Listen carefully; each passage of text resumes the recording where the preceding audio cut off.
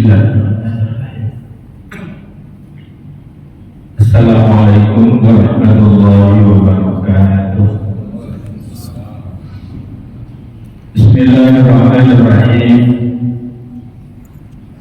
Alhamdulillahilladzi karrama hadhihi al-ummah bi syari'atihi al-kamilah wa wasfadiha bi nubuwwati nabiyyihi al-karimah wa ayyadaha bil khilafati ar-rashidah ala minhajin nubuwwah.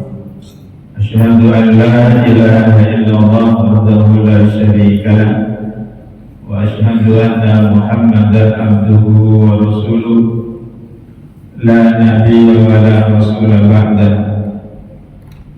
Allahumma salli wa sallim wa barik ala sayyidina Muhammadin wa ala alihi wa ashabihi wa tabi'in wa tabi'in tabi'in wa man tabi'ahum bi ihsanin ila yaumiddin. Amma ba'd. Rabbi shrah li sadri wa yassir li amri wa hlul 'uqdatam min lisani yafqahu qawli. Rabbi zidna ilma warzuqna fahma waj'alna minal muslimin.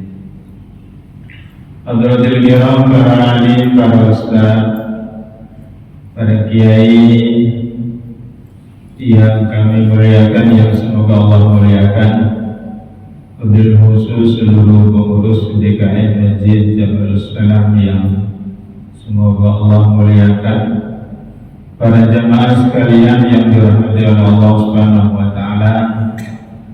Pertama dan yang utama tentu kita memanjatkan puji dan syukur. Rahmat dan nikmat Allah Subhanahu wa taala begitu deras tercurah kepada kita semua. Nikmat iman, nikmat Islam, nikmat sehat, nikmat rezeki, nikmat keluarga, dan nikmat kita bisa hadir di masjid ini dengan panggilan di hati, bukan dengan panggilan suara tua adzan. Nah, hadirin, mudah-mudahan kita semua dalam ridha Allah Subhanahu wa taala. Amin ya rabbal alamin. Salawat dan salam semoga terlimpah curahkan kepada Rasulullah Muhammad sallallahu alaihi wasallam, juga kepada keluarga beliau, para sahabatnya, dan para tabi'in hingga akhir zaman. Para hadirin jamaah yang dimuliakan Allah, mohon izin, mohon ridha untuk kita sama-sama memulai taklim pagi ini dengan membaca Ummul Quran Suratul Fatihah. Semoga kita semua dalam majelis ini mendapatkan berkah dari Allah, mendapat ridha Allah Subhanahu wa taala, dan mudah-mudahan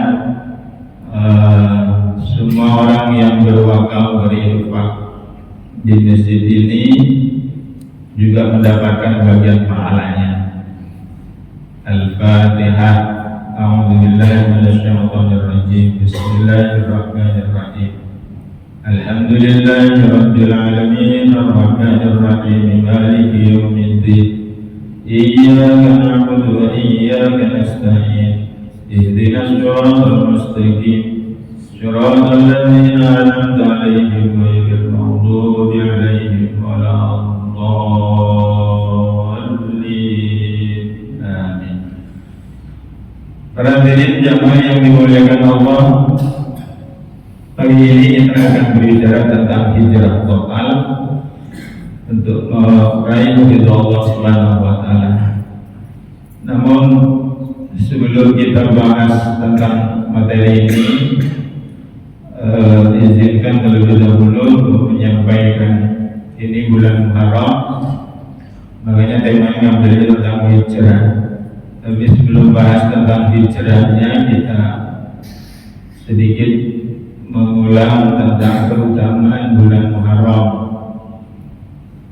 Hadirin, bulan Muharram itu merupakan bulan pertama dalam kalender Hijriah. Disebutkan di dalam surah At-Taubah ayat 36 bahwa bulan Muharram itu termasuk dalam 4 bulan haram. Di dalam surah At-Taubah ini Allah Subhanahu wa taala berfirman, A'udzu billahi minasyaitonir rajim. Inna iddatash syuhuri indallahi ithna asyara syahran fi kitabillahi yawma khalaqas samawati wal arda minha arba'atun hurum.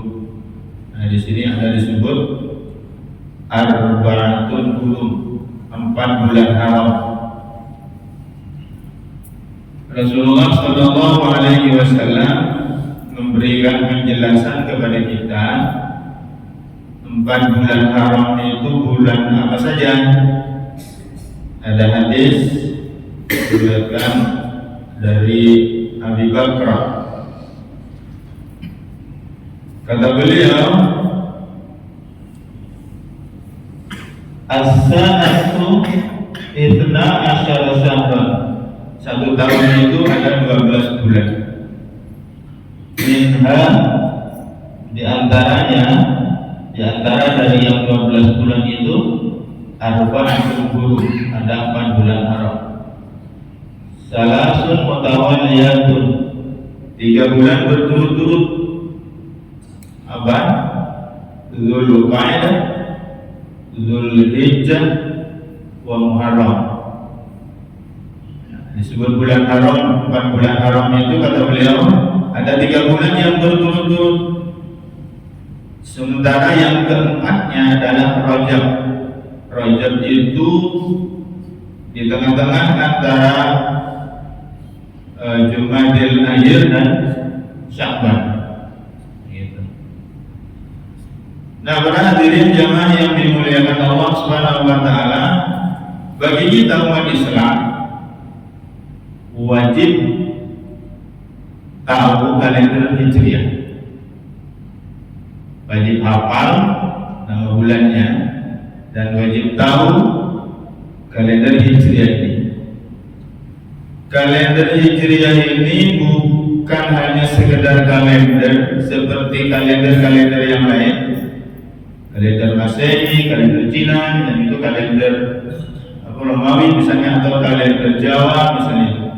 Nah, kalau kalender Jawa mesti penting karena memang diserap dari kalender Hijriah. Nah, kenapa kita katakan bahwa bagi umat Islam itu wajib mengetahui kalender Hijriah itu? Karena berkaitan dengan syariat Islam, berkaitan dengan sejumlah hukum Islam. Apa di antaranya? Haul zakat. Dalam zakat mal itu ada syarat haul. Selain nisab, wajibnya zakat mal itu memenuhi syarat haul. Nah, perhitungan haul itu menggunakan kalender Hijriah, Pak. Bukan hitungan Masehi. Berusaha 1 Januari baru nanti ada Desember atau 1 Januari tahun berikutnya, bukan. Tapi hitungannya adalah kalender Hijriah. Boleh usaha kapan? Muharram, 1 Muharram, atau bulan apa? Rajab, atau bulan Ramadan. Jadi hitungannya adalah kalender Hijriah. Usia balik anak kita itu pun hitungannya adalah di kalender Hijriah bulan. Maka sebagian ulama mengatakan wajib orang tua itu hafal tanggal lahir, tahun lahirnya anak, kalender Hijriahnya. Ayo, siapa yang hafal? Tanggal lahir kita sendiri hafal, kalender Hijriahnya.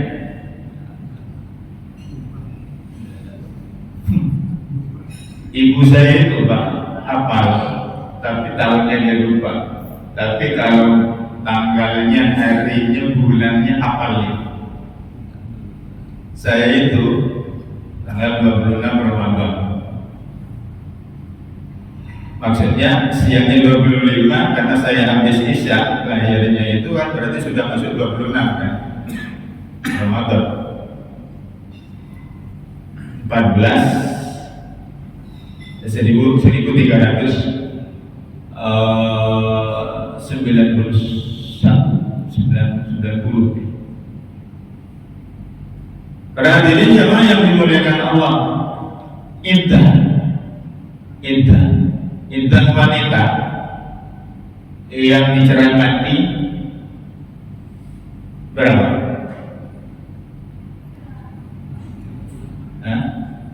4 bulan 10 hari.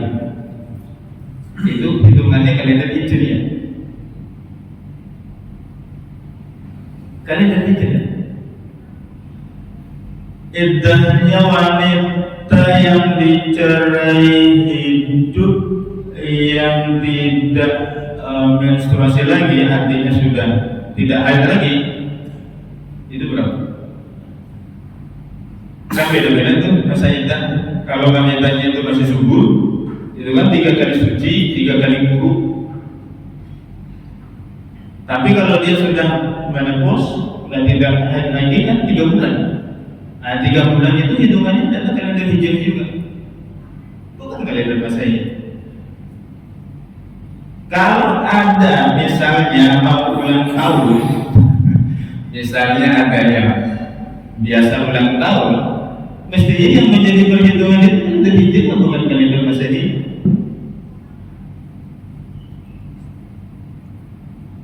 Usia balik anak kita, laki-laki umur berapa? 15 tahun kan? Kalau perempuan adalah saat datangnya haid anak perempuan. Tapi kalau anak laki-laki, kalau tidak datang tanda ihtilam atau bermimpi basah itu, ukurannya apa? Ukurannya kan umur 15 tahun. 15 tahun itu hitungannya adalah kalender Hijriah, bukan kalender Masehi. Kalau dalam 1 tahun kalender Masehi dan Hijriah itu selisihnya berapa? Berapa hari? 10 atau 11 hari ya? Oke. Kalau 10 tahun selisihnya berapa? 100 hari. Kalau 15 tahun 150. 150 hari itu berapa bulan? 5 bulan kan? Selisihnya 5 bulan kan? Usia baliknya kita kalau hitung kalender Hijriah lebih cepat dari hitungan Masehi 5 bulan.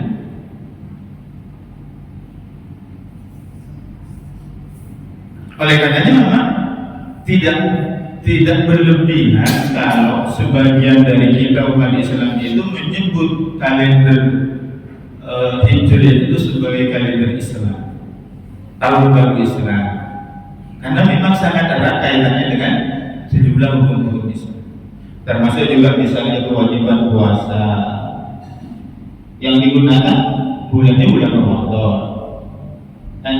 anjuran puasa sunnah Arafah, ya hitungannya adalah tanggal 9 Zulhijjah. Anjuran puasa Asyura adalah menggunakan hitungan kalender Hijriah. Asyura itu berarti 10 Muharram.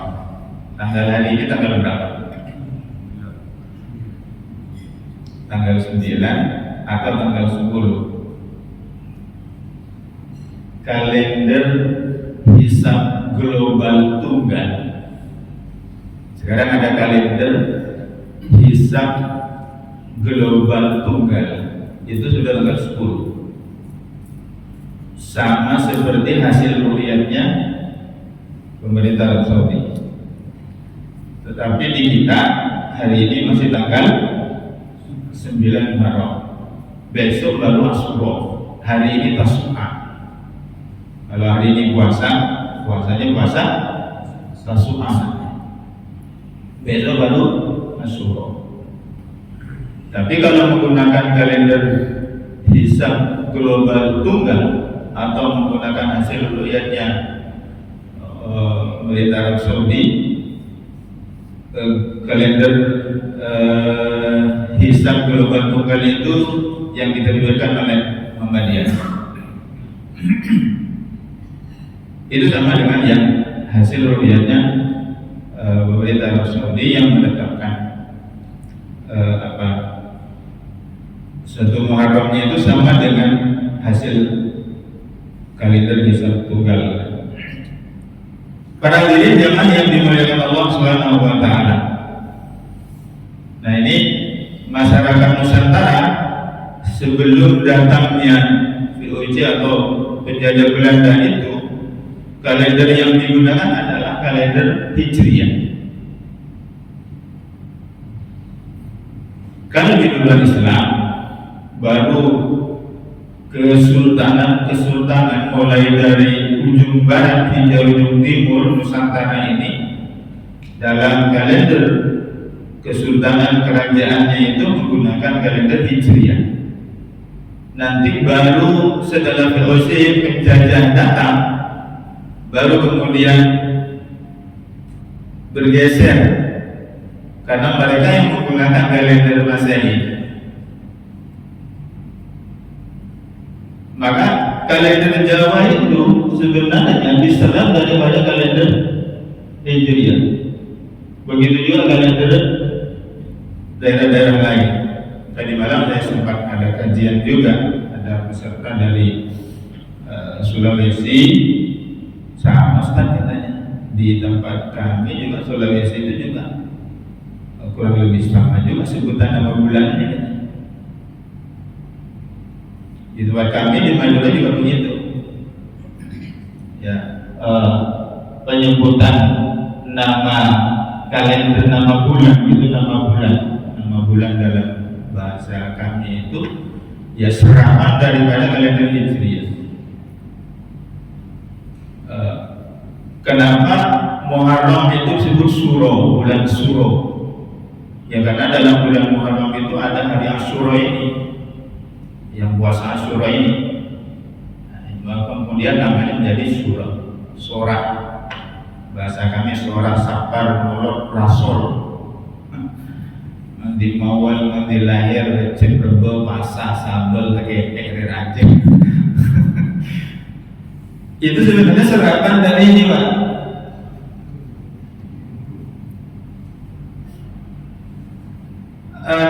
Nanti baru kemudian setelah Belanda datang baru bergeser ke kalender Masehi. Ya.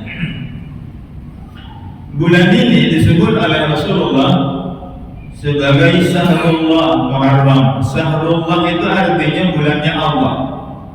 Bulan Muharram itu disebut oleh ini hadis sahih.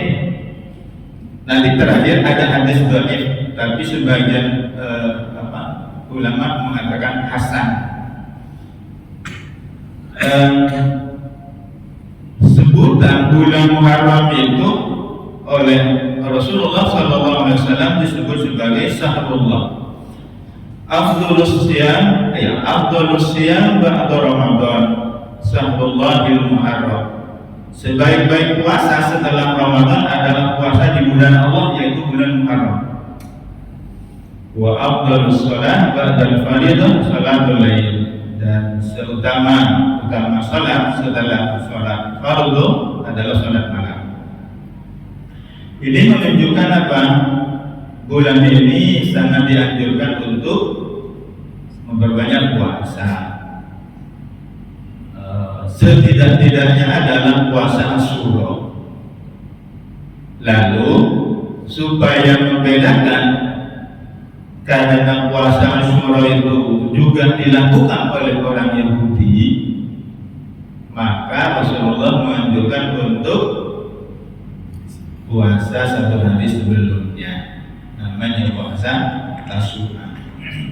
Apa keutamaan puasa Asyura? Siyamu yaumi Asyura antasibu 'ala Allah ya ayyukaffira as-sanata allati qablah. Puasa pada hari Asyura 10 Muharram, aku berharap kepada Allah agar itu menghapus dosa setahun yang lalu. Nabi Shallallahu Alaihi Wasallam lebih utama memuliakan Asyura daripada orang-orang Yahudi. Ya.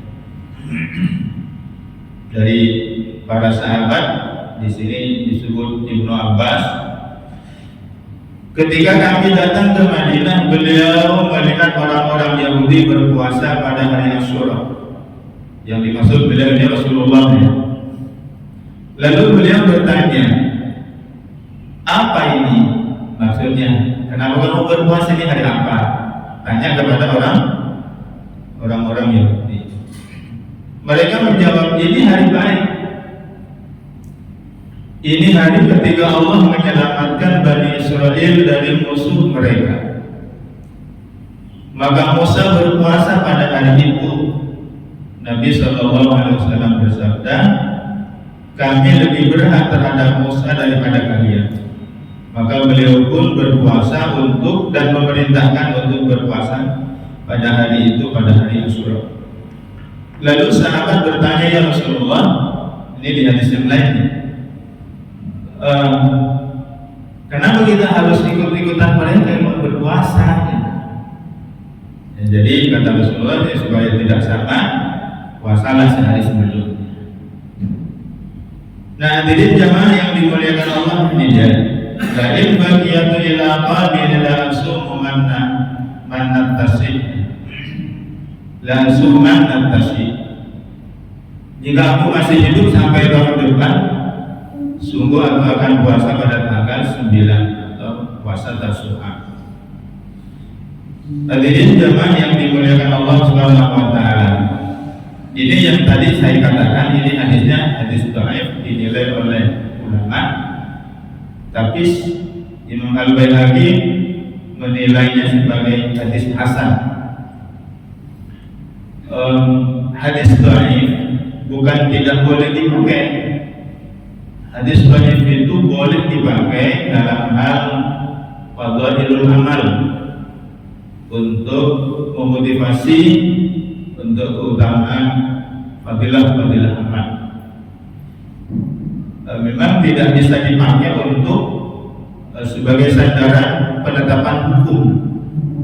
Tapi kalau untuk amal, sebagian ulama masih membolehkan. Apa?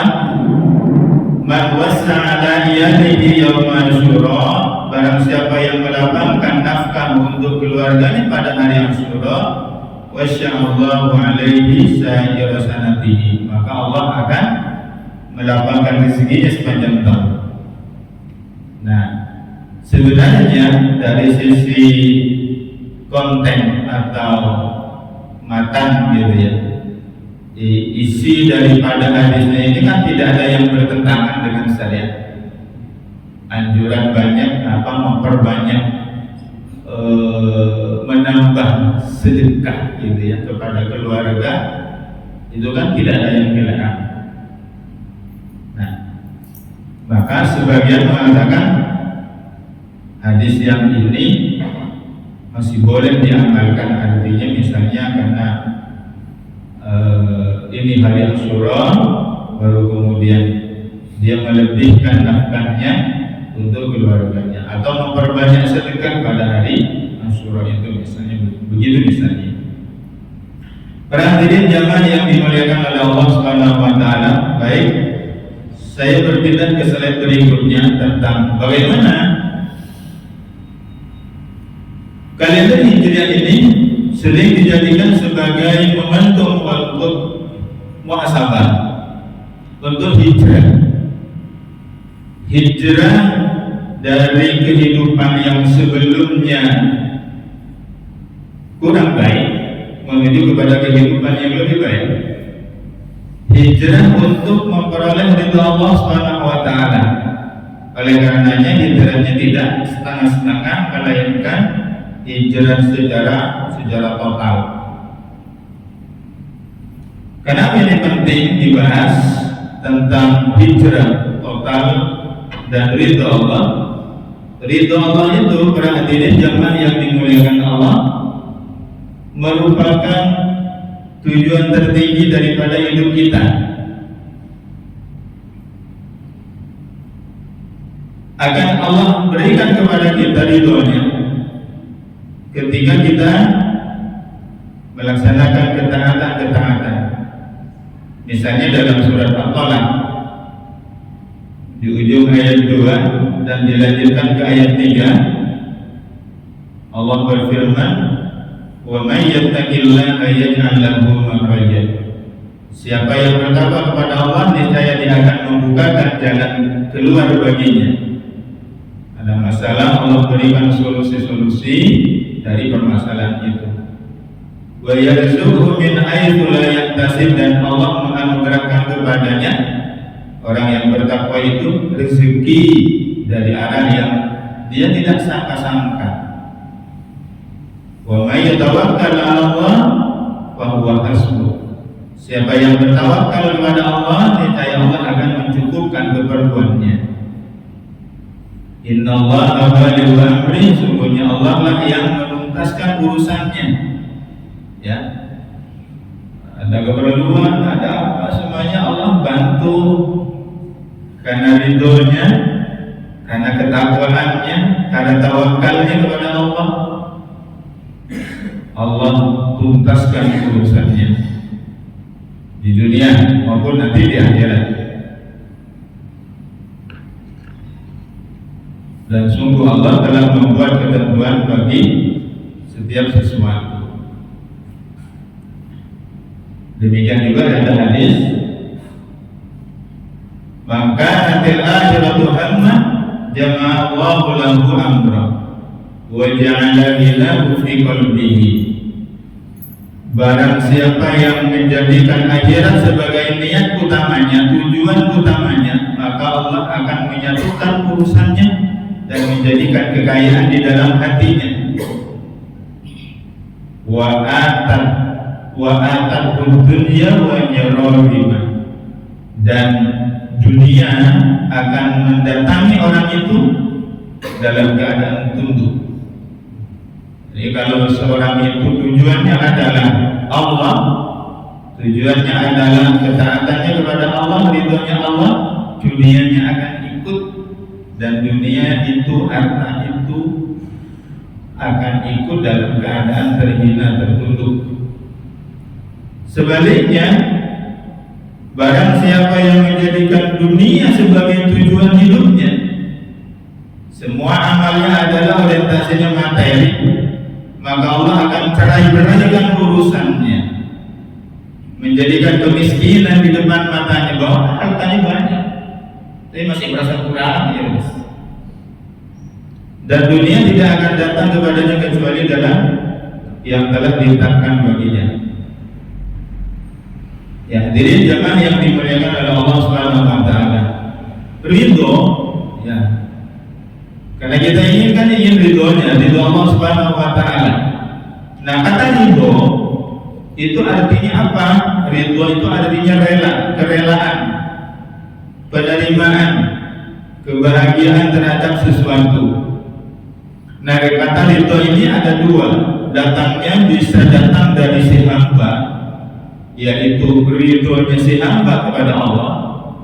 Kita sebagai hamba Allah ini ridho kepada Allah. Yang kedua, ada ridho Allah kepada si hamba. Jadi ada dua, ya. Ada ridhonya hamba kepada Allah, ada ridhonya Allah kepada si hamba. Kenapa penting menjadi pembahasan ini ridho? Ada hadis, kita ingat hadisnya. Ada orang yang berjihad tapi ternyata masuk neraka.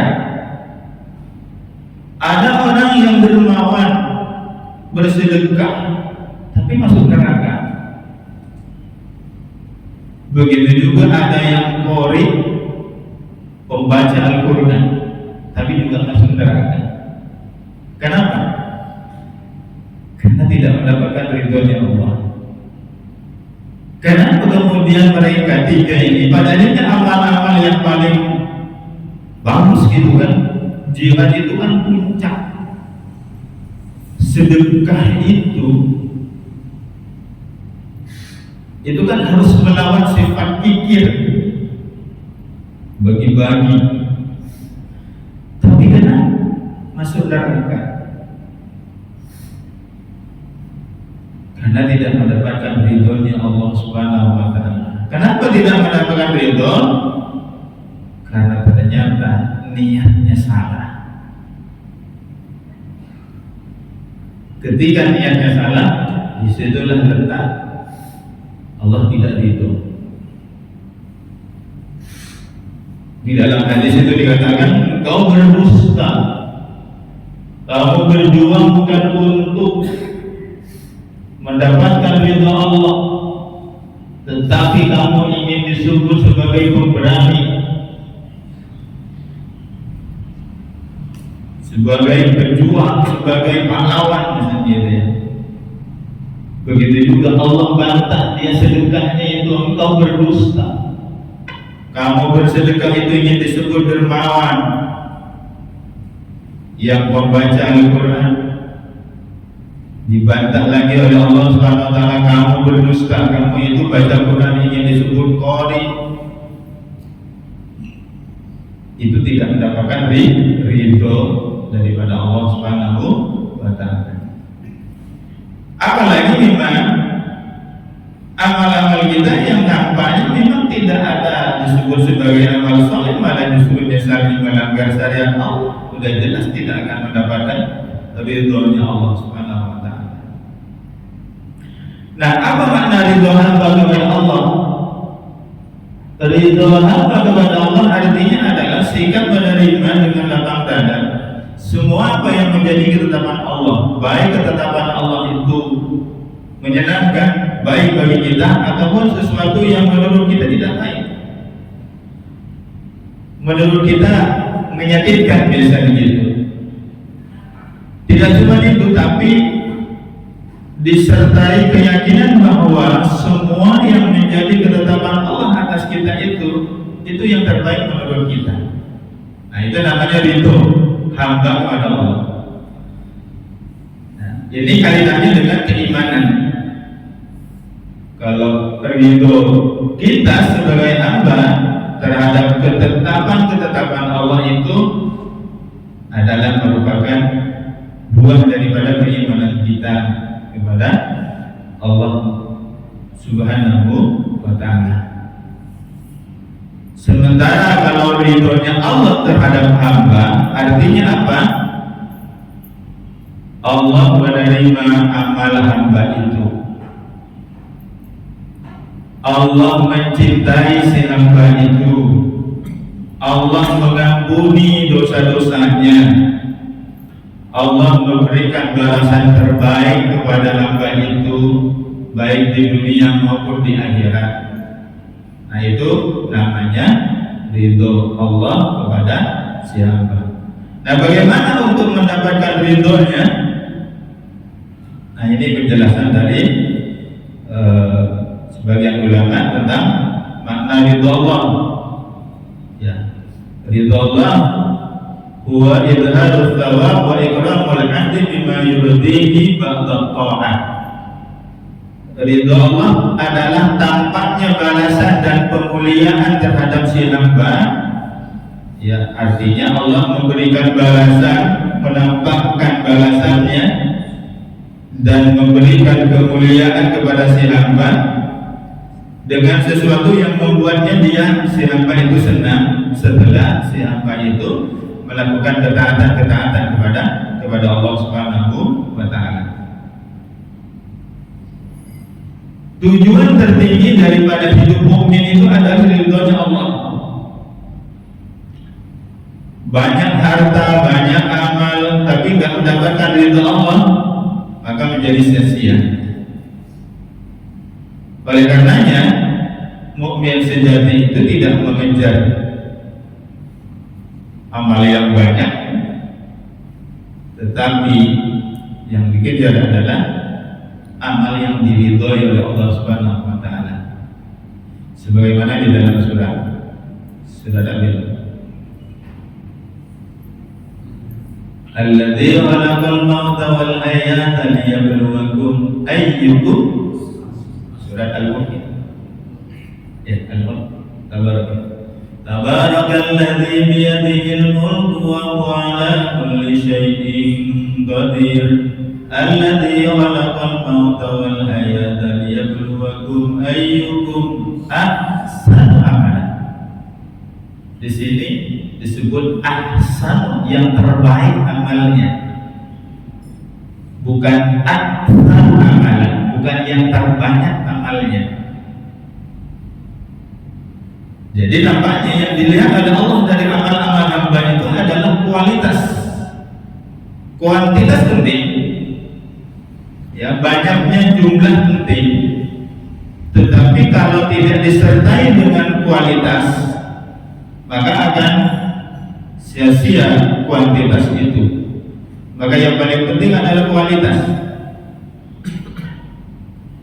Jadi bahasa daripada bersedekah banyak ikhlas, mendingan sedikit ikhlas. Tidak, mendingan banyak tapi ikhlas.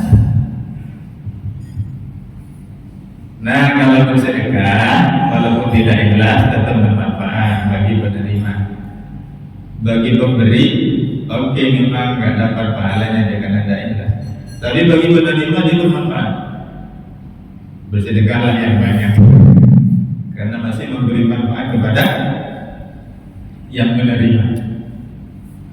Hadirin jemaah yang dimuliakan oleh Allah Subhanahu wa taala, maka kriteria amal soleh yang diridhoi oleh Allah Subhanahu wa taala itu, pertama, dia ikhlas. Yang kedua, ittiba, mengikuti cara beramalnya itu sesuai dengan syariat, ittiba namanya. Baru kemudian disebut amal soleh.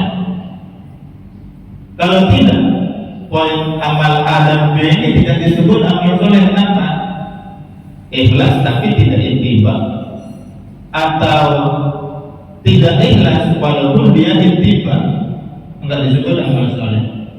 Amal soleh itu manakala dikerjakan secara ikhlas, pelaksanaannya ittiba Rasul, artinya mengikuti syariat yang dicontohkan oleh Rasul atau katakan para ulama, lalu disebut amal soleh. Satu lagi, selain ikhlas dan ittiba, maka mesti hamba itu apa yang dimakan, apa yang diminum, apa yang dipakai, semuanya harus diperoleh dengan jalan yang halal. Ada hadis kan yang panjang, dan seorang laki-laki yang melakukan perjalanan jauh, kemudian terlihat rambutnya acak-acakan, bajunya penuh debu, sampai kemudian di Baitullah di Makkah. Ini ceritanya berangkat haji jalan kaki dari negerinya, perjalanan jauh. Begitu sampai di Baitullah, dia berdoa kepada Allah, Ya Rabb, Ya Rabb, Ya Rabb, minta.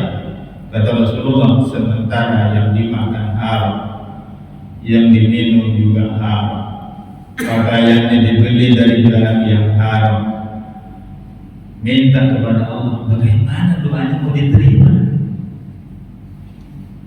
Artinya adalah amal soleh itu, ya, amal soleh itu selain ikhlas ittiba, maka mesti ada syarat lain. Apa yang dimakan, apa yang diminum, apa yang dipakai, apa yang digunakan untuk dia ini menghadap Allah, pastikan semuanya berasal dari sesuatu yang halal. Hadirin jamaah yang dimuliakan Allah, lalu bagaimana caranya supaya mendapatkan ridha Allah Subhanahu wa taala?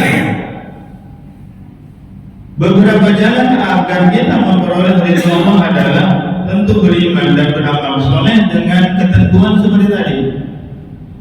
Ikhlas terhadap apa yang menjadi ketetapan Allah, sabar terhadap ujian yang diberikan oleh Allah.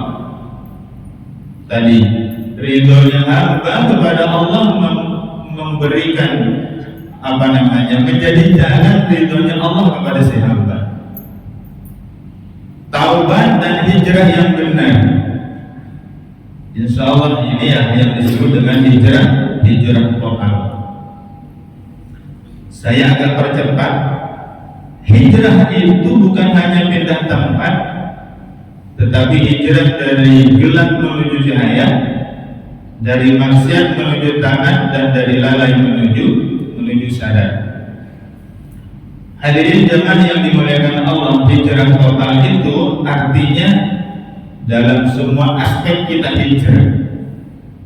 Misalnya dalam akidah, hijrah dari akidah kufur menuju kepada akidah Islam. Itu telah dibuktikan oleh banyak orang dari kalangan sahabat dahulu. Mereka sebelum kedatangan Islam, ya, baru kemudian datang Islam, hijrah mereka. Jadi mereka itu melakukan hijrah, baik hijrah akidah maupun hijrah tempat. Ya, dia tadinya kufur menjadi mukmin, kemudian ada datang perintah hijrah dari Makkah, pindah dia ke Madinah. Akidah sekuler menuju kepada akidah Islam. Dari akidah yang bercampur-campur menuju kepada memurnikan tauhid. Dari yang tadinya masih bergantung kepada selain Allah, murni hanya bergantung kepada Allah. Iyyaka na'budu wa iyyaka nasta'in. Hijrah ibadah misalnya dari yang tadinya sholatnya munfarid menjadi sholat berjamaah. Dari yang tadinya sholatnya akhir-akhir waktu menunda-nunda, hijrah lalu menjadi orang yang taat sholat di awal waktu, tepat waktu. Dari yang tadinya tidak berpuasa menjadi ahli puasa. Dari yang tadinya tidak bisa membaca Al-Quran menjadi ahli Al-Quran, karena hijrah. Dari yang tadinya tak pernah tilawah baca Quran menjadi orang yang ahli tilawah, gemar membaca Al-Quran. Hijrah akhlak misalnya, dari yang tadinya akhlaknya kasar kepada orang lain menjadi orang yang lembut, kepada tetangga sangar, sombong, hijrah menjadi orang yang lembut, rendah hati. Yang tadinya pemarah menjadi penyabar, yang tadinya pendengki menjadi pemaaf, yang tadinya pembohong menjadi orang yang benar, yang tadinya penipu menjadi penolong. Hijrah. Hijrah muamalah, dari jual beli yang curang, akad-akad yang tidak syar'i menjadi akad-akad yang benar, yang jujur.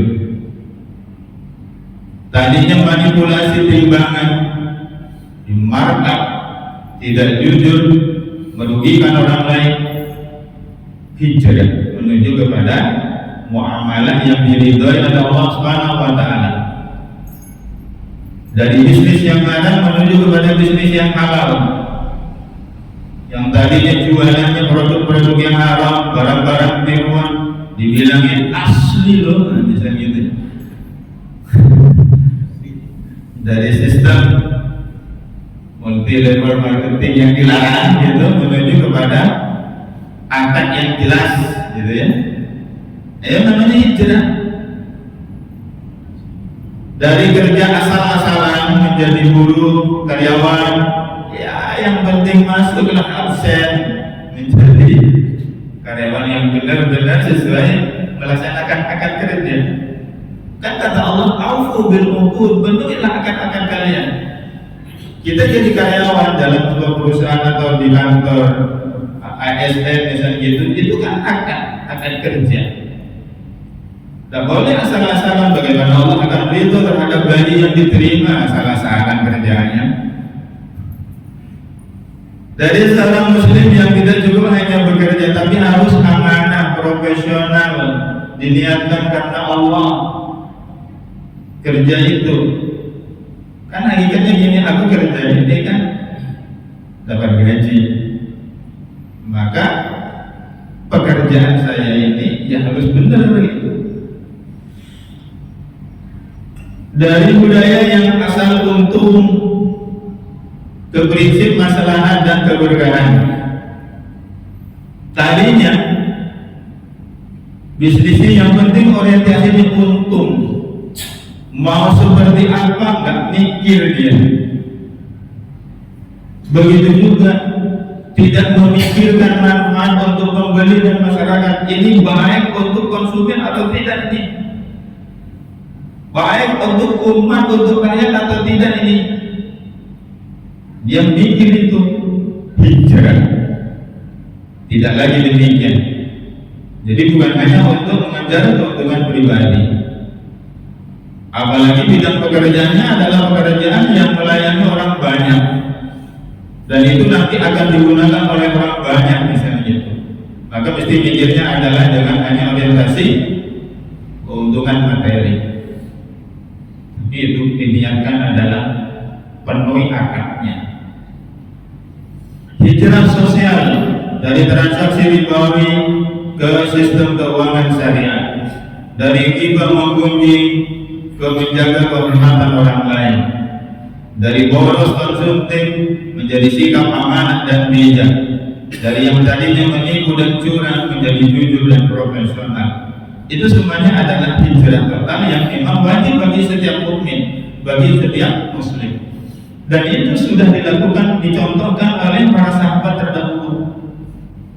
Para sahabat itu adalah sosok orang-orang yang sudah teruji, ya, keimanannya, amalnya,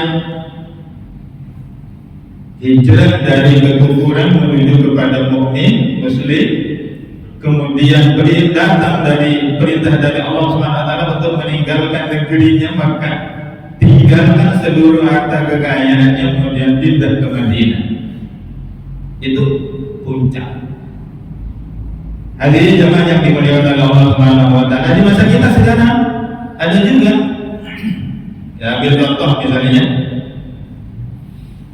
Ada banyak Pak yang saya ambil contoh karena beliau sudah wafat semuanya. Ya betul kan, sudah wafat kan?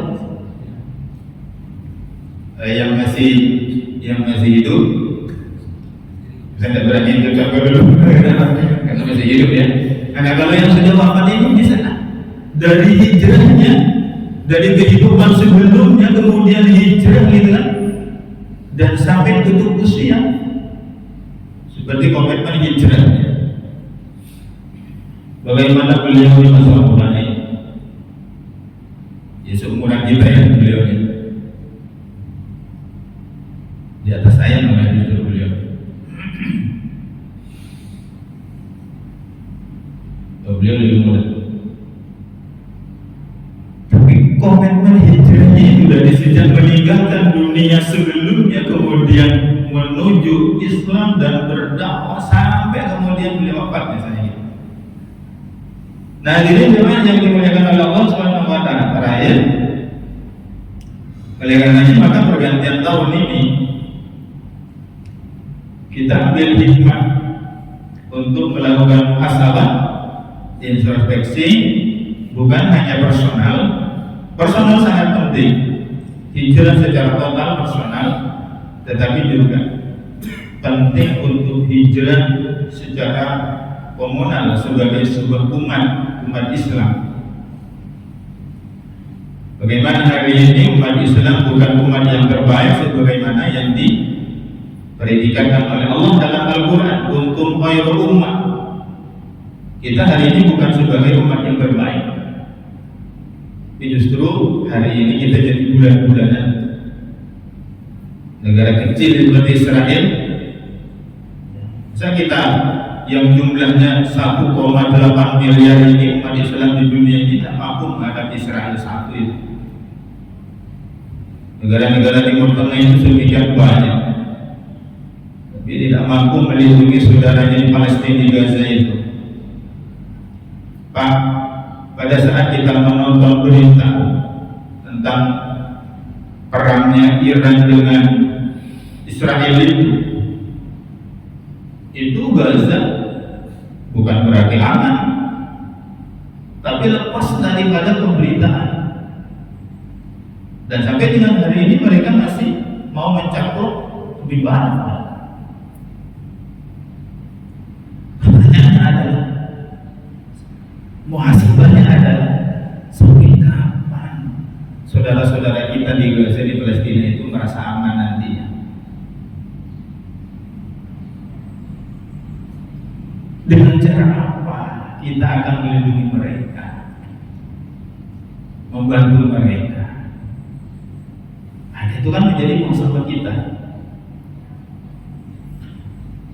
Hadirin jamaah yang dimuliakan Allah Subhanahu wa taala, demikian mungkin sudah lewat masuk waktu subuh salat Isra.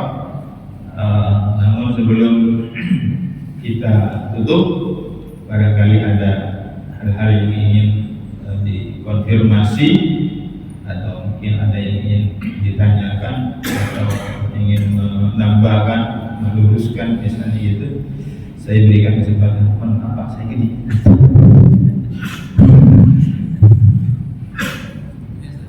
Ya, kalau ada pertanyaan.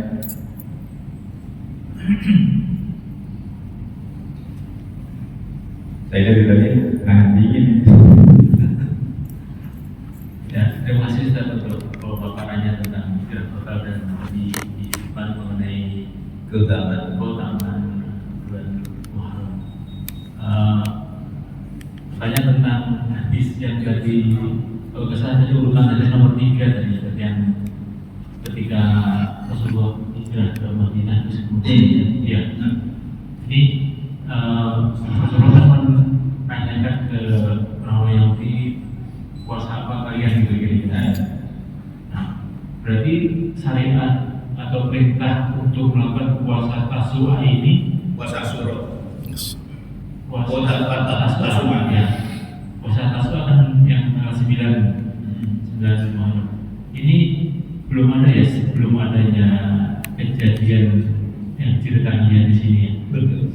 Jadi syariatnya setelah, artinya bahasa saya itu Rasulullah meniru syariah yang sudah dilakukan oleh orang Yahudi dan memperbaiki lagi, menambah lagi karena kami lebih terhadap Musa daripada kalian. Ini bahasa saya. Jadi saya ingin mau pertanyaan tadi jadi sudah terjawab bahwa itu memang belum ada syariahnya Tasu'a sebelum kejadian ini. Yang kedua, kalau boleh dibagi slide-nya, saya mau menggambarkan urutan bulan-bulan Muharram, dan sebelahnya tadi ada bahasa Jawanya ya, nama bulan di bahasa Jawa. Kalau sekalian saya dengar bahasa Maduranya tadi Pak Muin gitu. Terima kasih. Assalamualaikum warahmatullahi wabarakatuh. Ya, jadi memang kita dalam kalender Hijriah harus hafal Pak ya, Muharram, Syawal, Rabiul Awal, Rabiul Akhir gitu ya. Kemudian Jumadil Awal, Jumadil Akhir, Rajab, Sya'ban, Ramadan, Syawal, Dzulqa'dah, Dzulhijjah. Itu mesti memang kita hafal dan memang mesti harus difamiliarkan ini.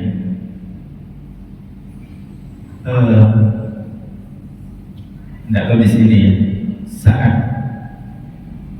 bulan Muharram atau pergantian tahun baru Hijriah ini ada kegiatan nggak?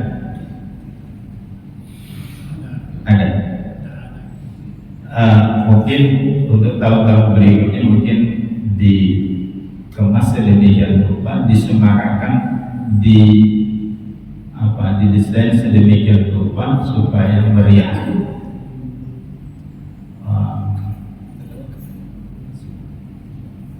Dalam rangka mendidik generasi anak-anak kita juga supaya hafalnya mereka ini, supaya tahu ini tahun berapa, ini bulan apa ya, penting.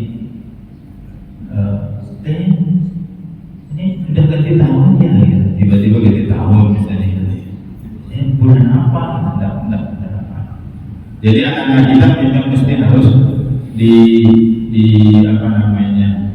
dibiasakan, dikenalkan sedemikian kenal sama seperti hafalnya dia nama-nama bulan dalam kalender Masehi. Kalau dalam kalender Masehi bangun tidur, kita bangunin dia bangun tidur lalu ditanya, coba sebut nama bulan dalam kalender Masehi, Januari, Februari, Maret, hafal ya. Nah itu juga nama-nama bulan dalam kalender Hijriah itu biasanya juga sampai seperti itu juga lah hafalnya dia, tahunya dia, gitu ya. Untuk bulan, nama-nama bulannya itu. Begitu juga kita mulai juga familiarkan menggunakan dua kalender. Alhamdulillah hari ini kita berada pada tanggal sebut Hijriahnya baru sebut Masehinya. Ya, sudah mulai memfamiliarkan misalnya gitu. Saya masih menggunakan kalender yang seperti pemerintah ya. 9 Muharram 1447 dan 5 sudah ya, 5 Juli ya, sudah 5 Juli. Nah, sudah kita biasakan memfamiliarkan supaya kita ingat bahwa sudah tanggal 9 Muharram. Baik. Insyaallah dua file ini nanti saya akan share. Dua file materi ini insyaallah akan share untuk menjadi tanggung jawab intelektual atau secara inilah ya materi ini. Yang kedua, betul tadi bahwa syariat tentang puasa Tasyu'an itu datang setelah mengetahui bahwa ternyata orang Yahudi juga berpuasa menghormati Asyura tanggal 10 Muharram. Asyara'i'u man qablana, syariat orang-orang sebelum kita, syariat Nabi dan Rasul sebelum Nabi Muhammad SAW itu ada 3. Sikap kita ada 3. Yang pertama, ada syariat Nabi dan Rasul sebelum Nabi Muhammad SAW yang syariat itu berlanjut disyariatkan pula kepada Nabi Muhammad dan kepada umatnya. Banyak contohnya, misalnya hitan sunnah itu kepada syariatnya hitan pertama kali itu datangnya adalah kepada Nabi Ibrahim. Nabi Ibrahim alaihissalam. Mohon koreksi nanti kalau saya salah. Bacaan saya begitu. Nabi Ibrahim dan Nabi Ibrahim sunnah itu hitan. Bapak tahu umur berapa Nabi Ibrahim berhitan? 80 tahun. Jadi umurnya Nabi Ibrahim berapa? Yang umur Nabi-Nabi terdahulu kan panjang-panjang. Nabi Ibrahim itu Pak bersunat umurnya 80 tahun. Dari sejak syariat itu sampai kemudian kepada Nabi Muhammad pun sunat itu disyariatkan. Itu contoh. Berikutnya apa? Haji, gitu ya. Kemudian apa lagi? Ya, kurban. Kurban itu kan mulai dari sejak Nabi Ibrahim juga, gitu kan ya. Dan seterusnya begitu. Nah itu adalah yang pertama, syariat-syariat yang masih berlanjut dan juga disyariatkan kepada Nabi Muhammad SAW, maka kita mengamalkan syariat itu karena itu syariat Nabi Muhammad juga, gitu. Bukan mengamalkan syariat Nabi sebelumnya, bukan, tetapi disyariatkan di dalam Islam. Lalu yang kedua, ada syariat Nabi-Nabi Rasul sebelum Nabi Muhammad SAW dan oleh Islam dibatalkan. Maka kita tidak boleh mengamalkan syariat itu. Contoh misalnya Dulu ceritanya Nabi Ayub ya, kalau saya tidak salah itu ya, nanti mau dikoreksi, pernah bernazar. Ya, Nabi Ayub itu nama lainnya Yakub, Yakub. Ya, Nabi sebutannya Israel kan. Beliau pernah sakit, kemudian bernazar. Nazarnya itu begini, kalau Allah sembuhkan saya dari sakit ini, aku tidak akan makan daging onta dan tidak minum susu onta. Lalu disembuhkan oleh Allah, maka Nabi Yakub ini tidak makan daging onta dan tidak minum susu onta. Gitu. Adapun Bani Israil itu diharapkan oleh Allah untuk makan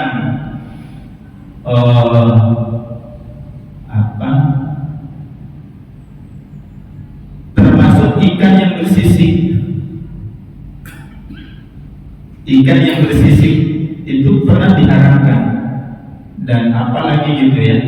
Nah, setelah Islam datang, pengharaman terhadap orang-orang Bani Israil itu kepada Islam dihapus, gitu. Kepada umat Nabi Muhammad dihapus.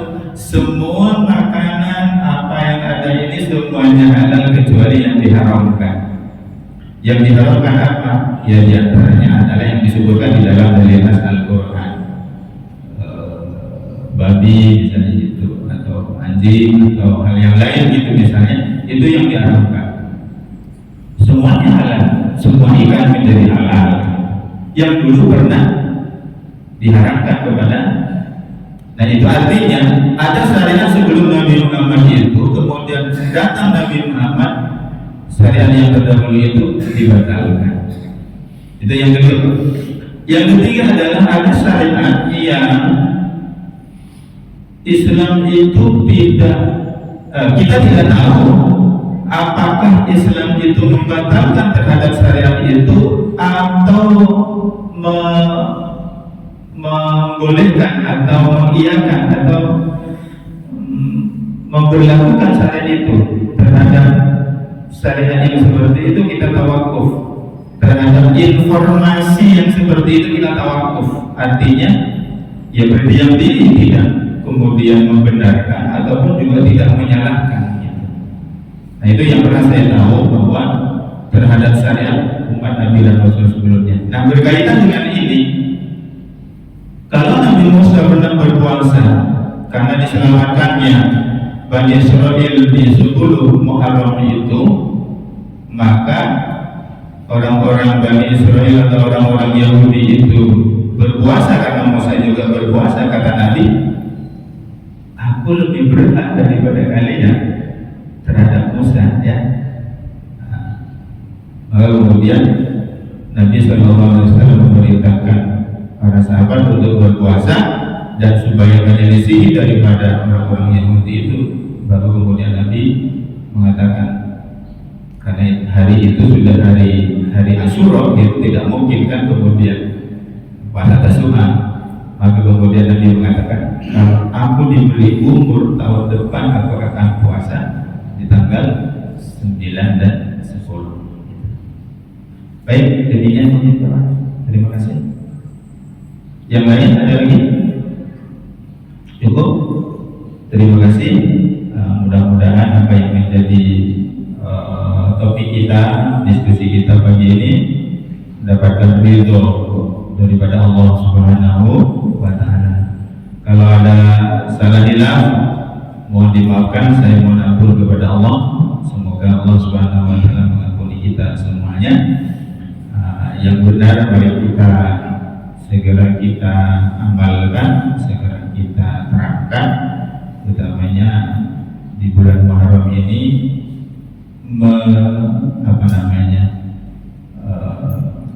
sangat diwanti-wanti untuk tidak berbuat maksiat, gitu. Karena perbuatan maksiat di bulan Muharram ini dosanya lebih besar daripada bulan-bulan lain. Begitu juga bahkan sangat dianjurkan untuk banyak beramal soleh.